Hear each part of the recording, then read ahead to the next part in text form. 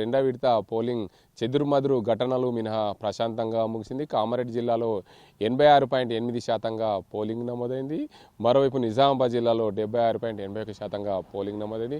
మరికొద్ది సేపట్లో సర్పంచ్ ఫలితాలు విడుదలయ్యే అవకాశం. ఇప్పటి వరకు అందిన సర్పంచ్ ఫలితాలు ఉమ్మడి జిల్లాలో 50కి పైగా సర్పంచ్ అభ్యర్థులు గెలుపొందిన పరిస్థితి నెలకొంది. బీఆర్ఎస్ కాంగ్రెస్ పార్టీ కైవసం దిశగా కొనసాగుతున్న పరిస్థితి కనిపిస్తుంది. మరోవైపు ఆర్మూర్లో దోపిడి దొంగలు హల్చల్ సృష్టించారు.